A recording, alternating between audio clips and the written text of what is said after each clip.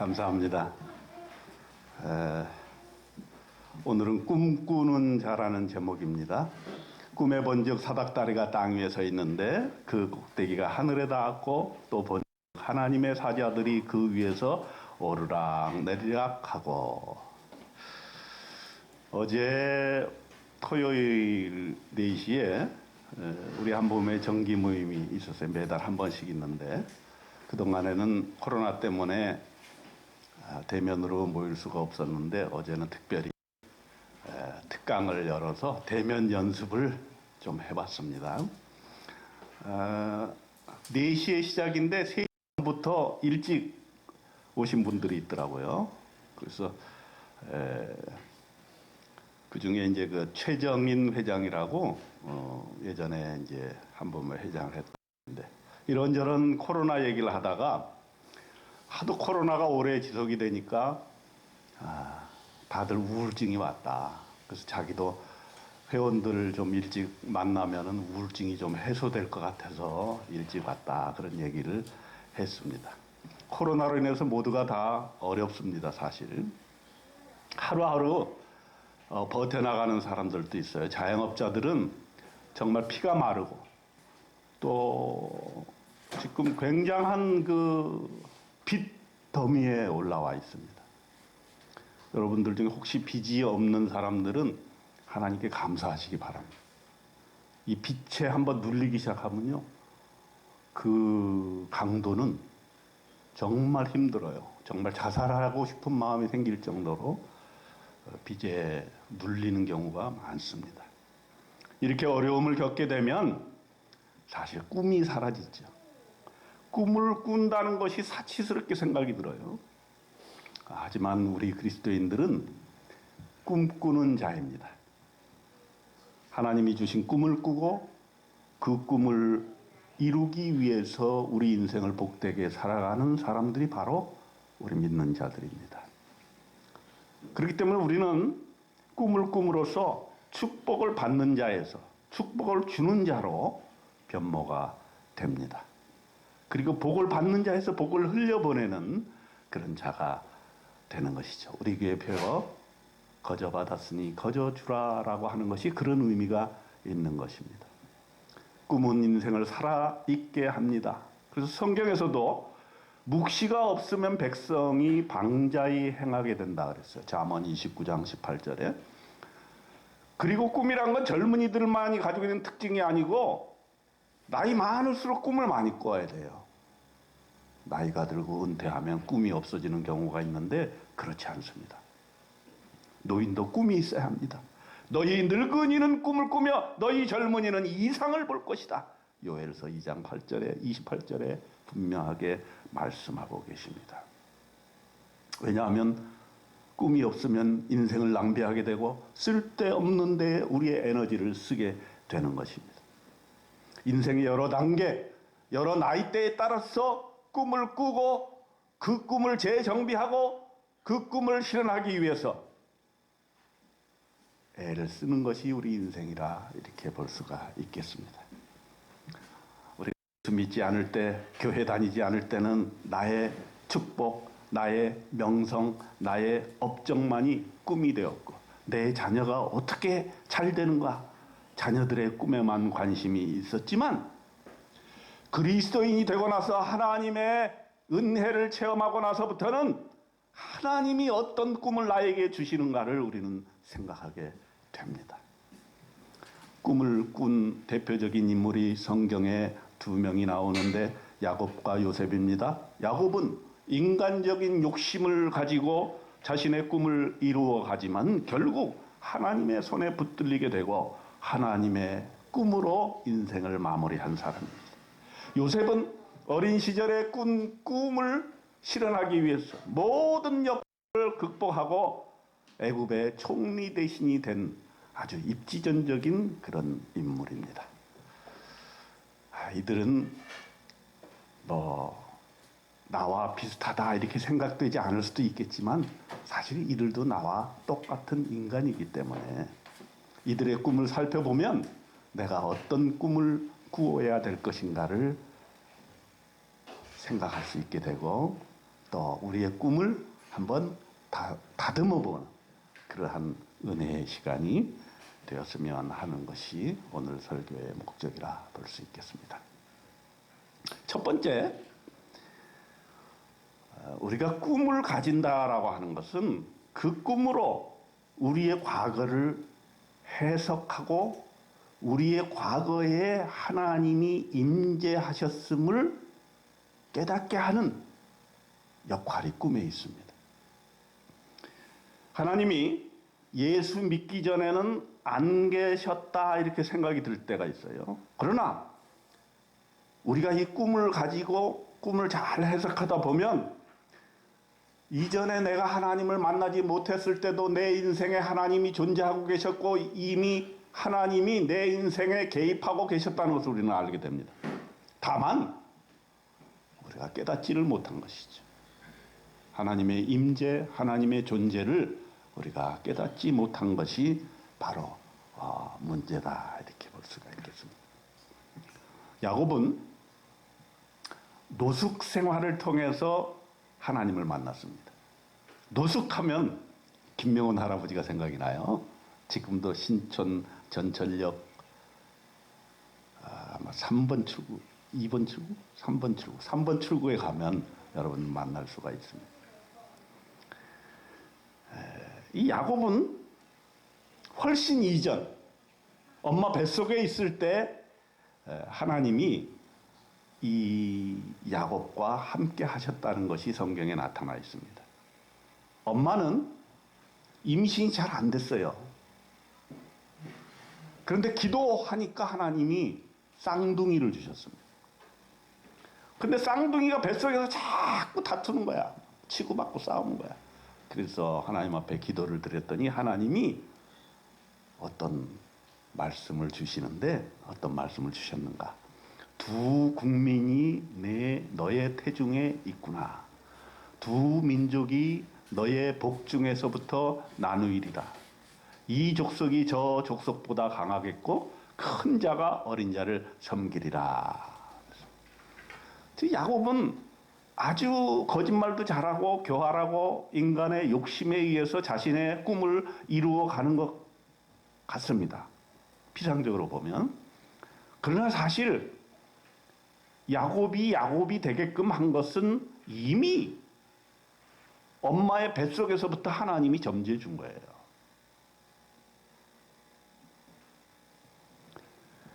하나님은 인간의 욕심, 야곱의 욕심, 그것으로 인해서 내가 한번 인생을 복되게 부자 돼서 살아보겠다 하는 그 욕심을 사실은 활용하신 것이죠.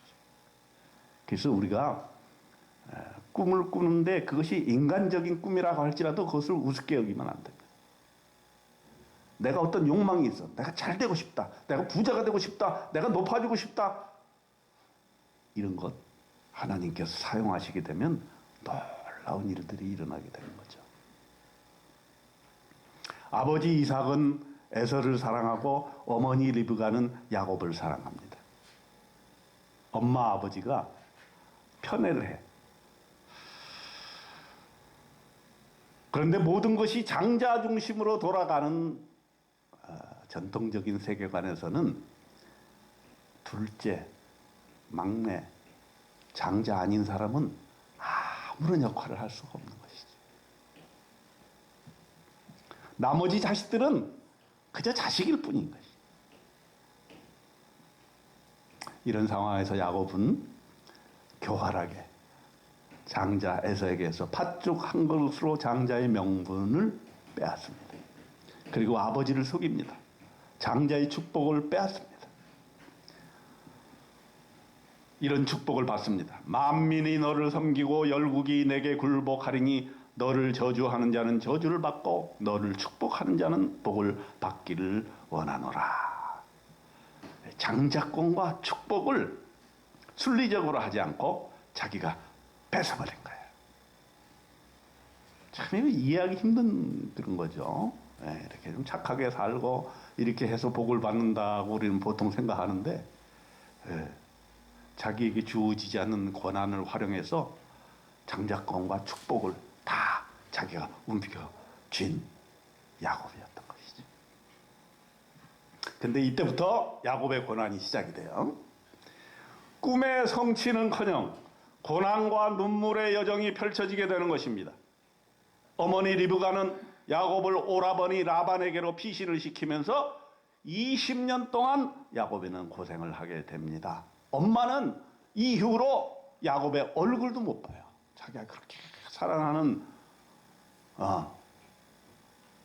자식이었지만 얼굴도 못 보게 됩니다. 이후로 야곱은 노숙자가 돼서 삶을 삽니다. 오늘 읽은 성경 말씀의 본문도 바로 이 장면입니다. 해가 지면 돌을 가져다가 베개로 삼고 누워 잡니다. 아무 데서나 길거리에서 그냥 돌을 갖다가 자는 거죠. 근데 이 날은 좀 특별했어요.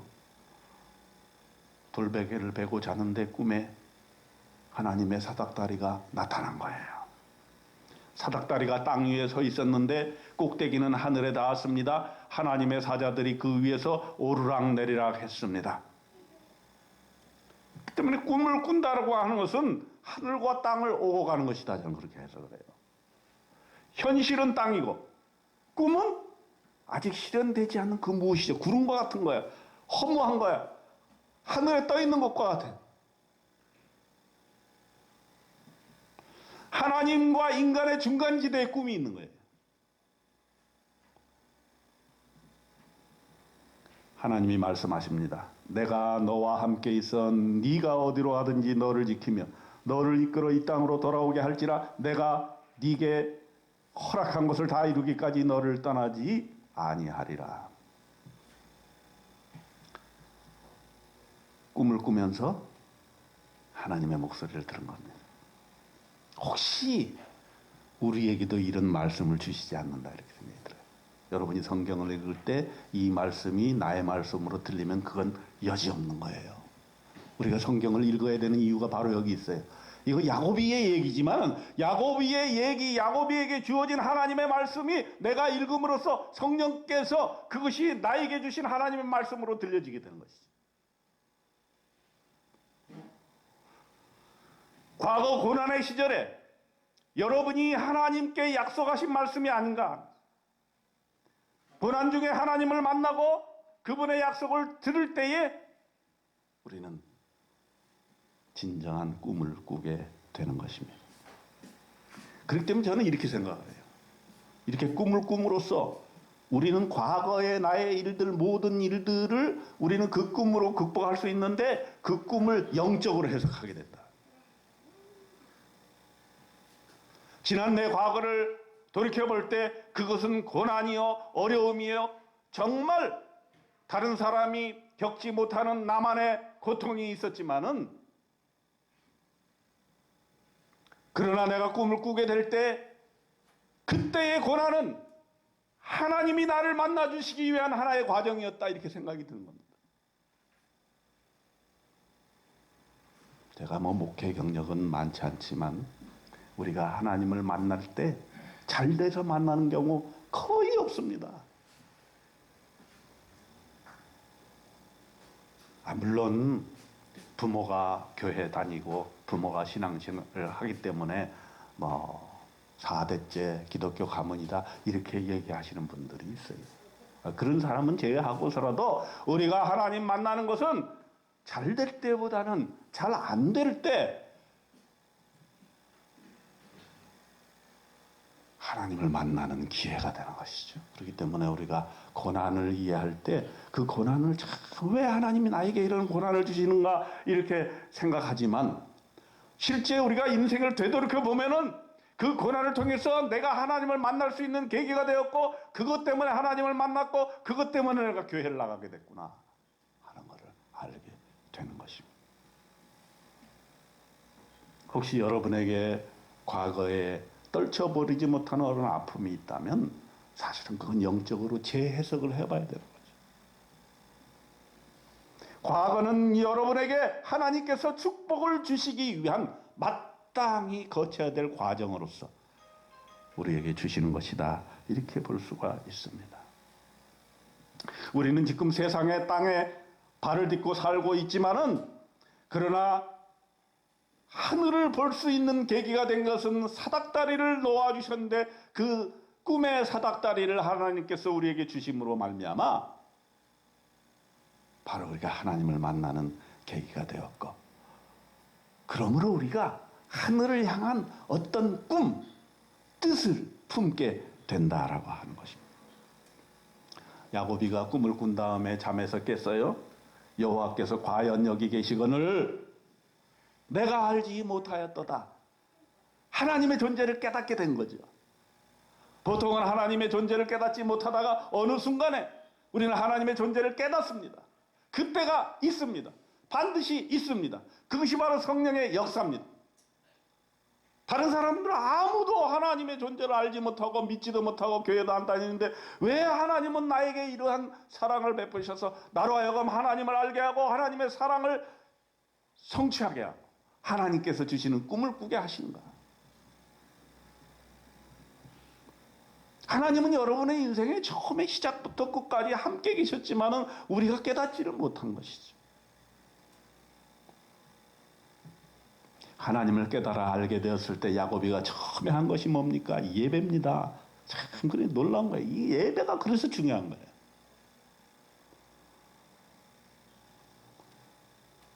옆에 계신 하나님을 깨달아 아는 것, 이것이 예배입니다. 아침에 일찍 일어나 베개로 삼았던 돌을 취에다가 기둥으로 세우고 그 위에 기름을 부어서 예배했습니다. 이게 바로 야곱의 위대한 하나의 하나님을 향한 예배의 응답인 것이죠. 하나님이 이거를 기쁘게 보신 거예요. 그 인간성은 우리와 다를 바 없이 탐욕적이고 이기적이고 거짓말하고 남을 갈취하고자 하는 그러한 보통 인간의 그런 모습을 가지고 있었지만 그가 하나님의 존재를 깨닫게 되었을 때 하나님께 예배드리고 하나님께서 주시는 말씀을 나의 말씀으로 받아들이게 되었을 때 하나님께서는 그 야곱이를 인정하시고 그에게 놀라운 축복을 예비하여 주셨다는 것이죠. 사실 우리 모두에게는 어려운 과거가 한두 개는 있을 줄 압니다. 그러나 우리가 복된 자여 복된 가정을 이루게 된 것, 이것은 다 하나님의 은혜다. 어려운 시절을 주님과 함께 동행하면서도 우리가 그것을 깨닫지 못하고 우리의 가진 복을 나만 쟁취하기 위해서 애를 쓰고 살아왔는데 이제 우리는 하나님이 주시는 꿈을 꿈으로써 그 복을 나누고 새로운 꿈, 이 인류 사회를 위해서 기여할 수 있는 그런 꿈을 꾸게 되는 것이 바로 그리스도인이라고 하는 것입니다. 두 번째, 꿈은 현실의 한계를 극복하게 해준다. 꿈이라고 하는 것은 하늘을 이 사닥다리가 있는데 땅에 다리가 있고 하늘에 다리가 있는데 그 사이를 오르락내락 하는 것이 꿈이에요.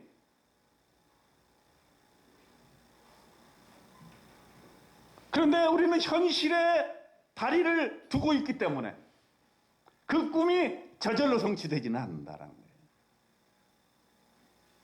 그 꿈에는 대가가 있다. 대가를 요구한다.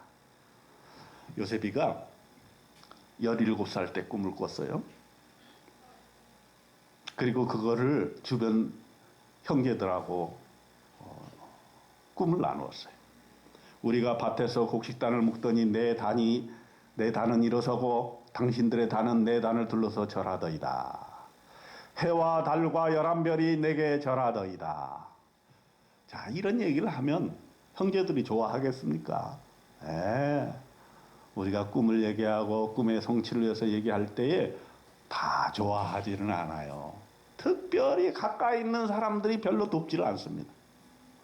여러분, 그래서 어떤 꿈을 실현할 때, 내가 무슨 일을 할 때 가까운 사람이 도와주지 않는다고 신경질 낼 필요가 없어요. 요셉이도 그랬어요. 그렇기 때문에 가까운 가족들을 우리가 사랑하고 좋아하고 가족들을 굉장히 중요하게 여겨야 되지만 그러나 너무 큰 기대는 하지 말아요. 가족들이 여러분들 도와줄 수 없어요. 다 자기 먹고 살기에 바빠. 그러니까 여러분이 가족을 도와줄전정 여러분은 가족에게 도움을 받아야 되겠다. 근데 왜 나를 도와주지 않느냐? 니네가 왜 나를 안 돌보냐? 내가 이 고통을 안 돌봐주느냐? 이렇게 얘기할 필요가 없다는 얘기야. 그건 당연한 거야. 인생사 다 그런 것이야. 요셉도 지금 그래. 꿈을 얘기해서 자기는 꿈에 부풀어서 야 이게 지금 뭐 대단한 꿈이 왔다. 이건 하나님이 나에게 주신 꿈이다. 17살인 이 젊은 나이에 나에게 하나님께서 이런 귀한 꿈을 주셨구나. 여러분 내가 이 꿈을 이룰 테니까 나 좀 도와주시고 했지만 가까이 있는 사람들은 절대로 도와주지 않았다 하는 사실. 도와주지만 않을 뿐 아니라 형제들의 미움을 사가지고 그때부터 고난의 행군이 시작이 되고 죽음 예비하게 되었던 것입니다. 그때부터 요셉이가 오게 되면 형제들은 저 꿈꾸는 자가 온다 하고 비난을 했어요. 비아냥거렸던 거죠. 저 꿈꾸는 자가 오는구나. 저놈을 죽이려 우리가 모함을 하자. 자, 그를 죽여 한 구덩이에 던지자. 꿈이라고 하는 것은 그냥 실현되는 것이 아니지요. 많은 도전과 왜곡과 공격을 예상해야 됩니다. 심지어 죽음을 각오해야 될 줄도 몰라요. 바로의 친위대장 보디발의 집에 끌려가게 됩니다. 가정 총무를 맡아가지고 이제 먹고 살만하니까 그 부인이 요셉을 빼어가지고서는 잘 안 되니까 성폭행범으로 그냥 요셉이를 감옥에 잡아넣었던 것이에요. 얼마나 억울한 일입니까? 자기의 꿈을 실현하고 하나님이 주신 꿈을 실현하고자 한 죄밖에 없는 거야. 그런데 왜 나를 가만두지 않고 내 꿈에 도움을 주지 않고 왜 나를 이렇게 해코지 하는 것이야?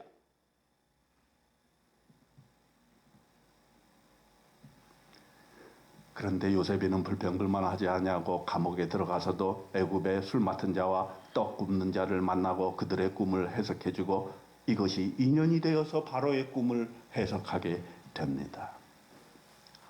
그래서 바로의 눈에 들어요. 이와 같이 하나님의 영에 감동된 사람을 우리가 어디서 찾을 수 있겠는가? 라고 바로가 고백을 합니다. 30세의 젊은 나이에 애굽의 총리가 된 것입니다.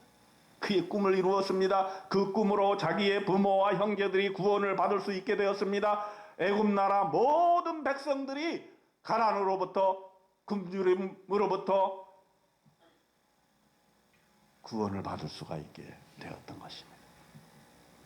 그러나 이러한 꿈에 이루어짐이 있기까지 요셉은 모진 고난을 견뎌냈어요. 결코 하나님을 원망하지 않았어요. 부모 탓하지 않았습니다. 형제가 자기네들을 해코지했지만 절대 형제 탓을 하지 않았습니다. 그저 묵묵히 주어진 현실에 최선을 다했습니다. 여러분, 이 자기에게 주어진 일에 그저 최선을 다하는 것, 이게 굉장히 전 중요하다고 생각이 들어요. 제가 요셉이를 연구하면서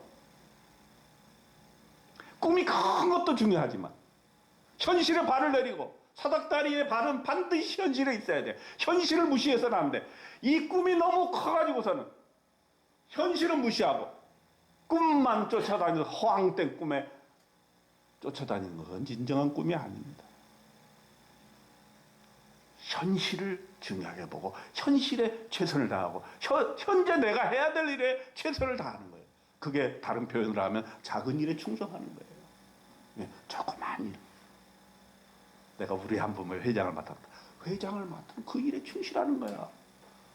회장을 맡아보니 어떻습니까? 모든 회장들이 다 이구동성으로 고백하는 말이 있어요. 회장하면 뭐 좀 이렇게 힘 좀 주는 줄 알았더니 맨 뒤치다거리만 하고 요금 바가지로 듣고 아무도 도와주는 사람 없고. 그런 얘기 들을 때 제가 슬며시 웃습니다. 그게 바로 지도자야. 지도자 훈련이야. 그래서 내가 보면은 우리 한부모의 회장단을 거친 사람들은 다 그런 경험으로 훈련이 된 사람들이라서 뭔가 달라져요. 예. 받으려고만 했던 사람이 주려는 사람이 되고, 무슨 일을 하면 어떻게든 도와주려고 하는 사람이 되는 거예요. 이게 다 해봐야 돼. 그랬어.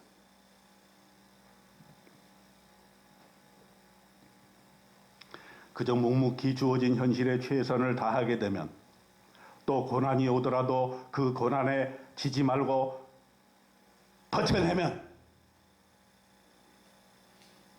때가 되면 하나님이 그 꿈을 이루신다는 거예요.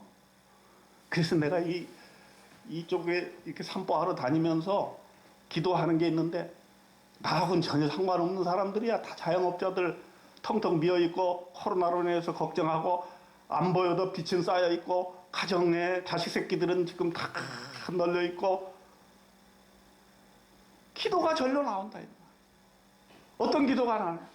제발 코로나 이걸 잘 버티게 해달라고. 아무 상관도 없는 우리 교회 목사가 왜 기도를 하겠어? 왜? 우리 교회는 지금 대흥동이라는 노고산 반석 위에 굳건히 현실에 발을 디딛고 있는 거야. 하나님께서 우리 교회에게 원대한 어떤 꿈을 주시기도 해요. 그러나 지금 이 같은 마을에 살고 있는 이 주민들을 도외시하고 무슨 교회, 무슨 목회를 하느냐, 이런 말.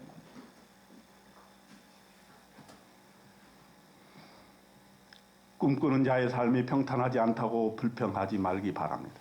반드시 좋은 날은 옵니다. 묵묵히 견디어내고 현실의 어려움을 극복해 나간다면 반드시 좋은 날이 온다. 하나님께서 반드시 좋은 날을 주신다. 지난주에 예배당에 물이 찼어요. 지금 없는 것 같지만 밑에 물이 있어요. 네. 수도사업소에서 나와서 다 조사를 했는데도 수도관이 터진 건 아닌 것 같아. 근데 물은 계속 나와. 건물이 노후돼가지고 이게 이제 재건축할 때가 되니까 어디서든지 물을 타고 내려오는데, 이게 빗물일 수도 있고 아니면 하수관이 뭐가 부실해가지고 거기 터져가지고 그게 이렇게 흘러나올 수도 있고, 어쨌든 간에 이게 물이 나와요.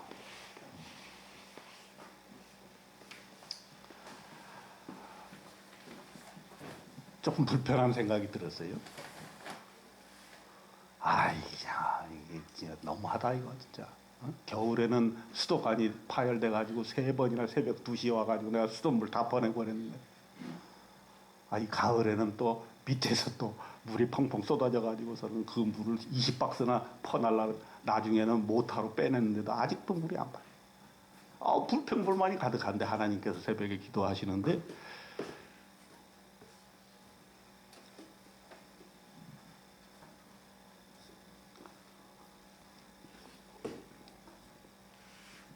이런 말씀을 주시죠. 네. 지하에서 지상으로 가게 해주고. 네.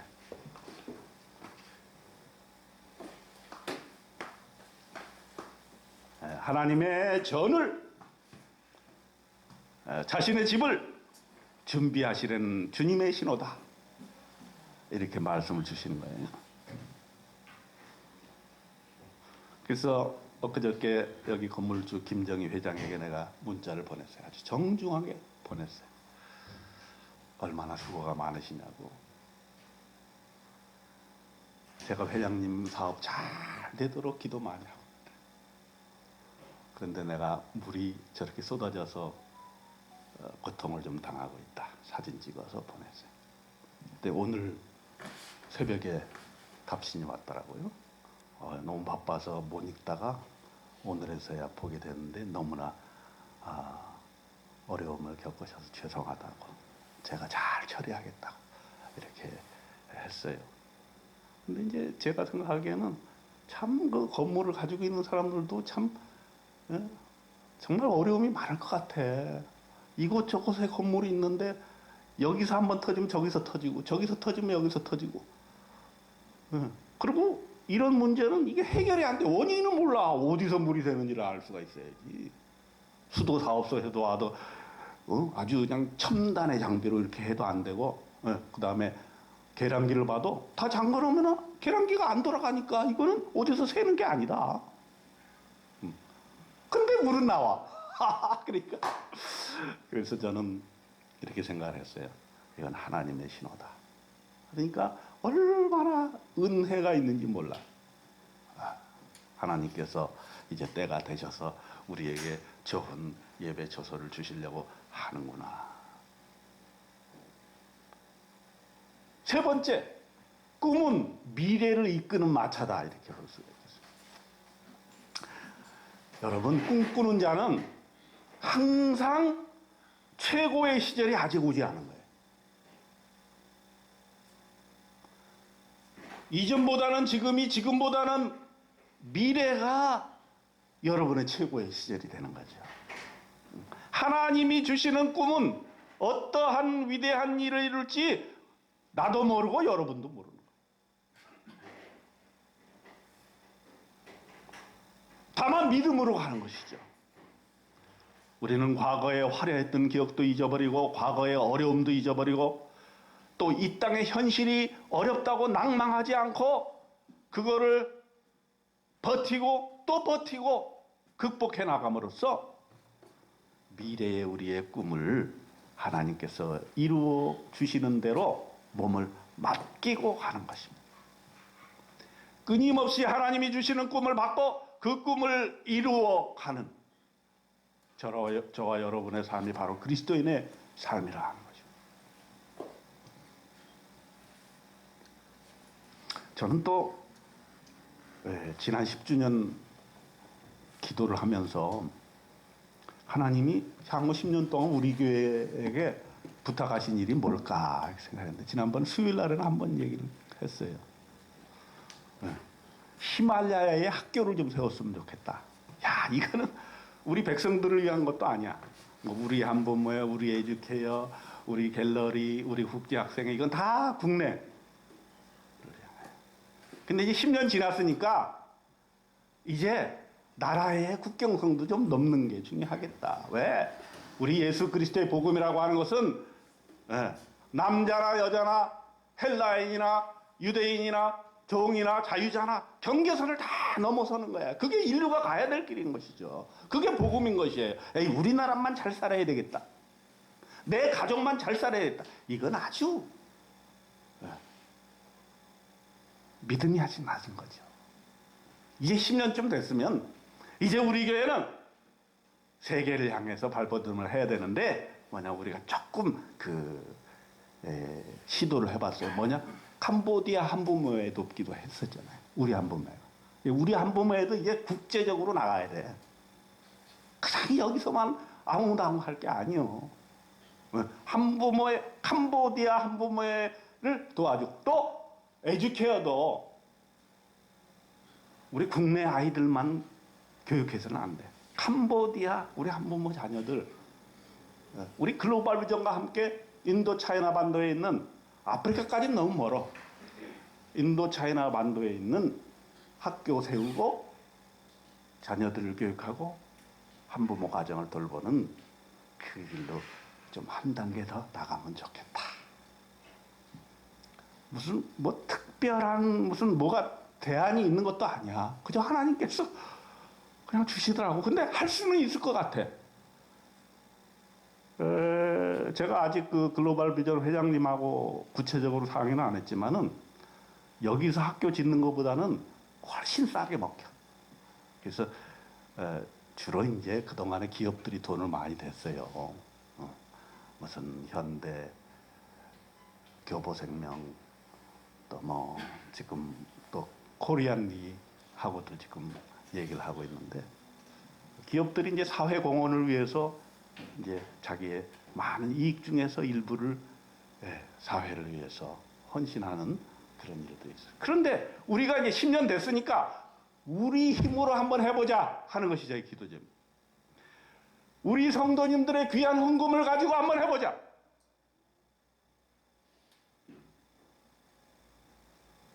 여러분 걱정하지 마세요. 뭐 그렇게 큰 돈을 안 들어. 여기서 학교 짓는 것은 그렇게 큰 돈 드는 거 아니야. 거기는 돈 조금만 있어도 학교를 지을 수가 있어. 환율이 너무 크게 차이가 나거든요. 그래서 우리가 조금만 신경 쓰면 학교 하나 세우는 건 문제가 아닐 것이다. 저는 그런 생각을 가지고 있는데 혹시 모르죠. 이제 실제로 들어가보면 어쩔지 모르겠는데. 그래서 저는 기업에 돈 받지 말고 우리 교회의 힘으로 한번 히말라야 학교를 세워보자. 왜 그러냐면 지금 코로나로 인해서 빈부의 격차가 이렇게 심해져 가는데 돈 없는 나라들, 가난한 나라들은 백신을 맞을 수가 없는 거고 그들이 가난해서 헤어날 수 있는 길이 없는 거예요. 그런데 헤어날 수 있는 오로지 유일한 길은 뭐냐면 아이들이 공부하는 길이에요. 근데 학교가 없어. 공부를 못해.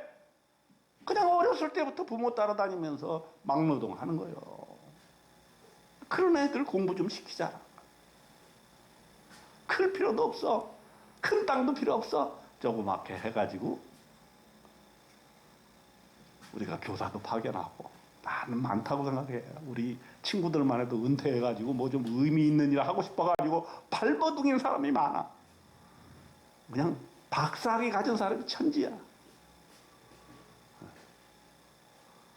우리가 할 수 있다고 보기 때문에 하나님이 저에게 꿈을 주시는데 여러분도 그런 생각을 같이 했으면 좋겠어요. 우리가 뭐 지하에서 지상으로 가는 우리 교회 그것도 중요하지만 우리가 뭔가 의미 있는 일을 하는 것, 하나님이 우리 인생에 뭔가 가치 있는 일을 하게끔 우리에게 생각을 주시고 꿈을 주시고 교회의 규모에 상관하지 않고 우리가 할 수 있는 꿈을 이루어 나가는 것, 이것이 바로 우리가 코로나 시대에 해야 될 것이라고 생각이 듭니다.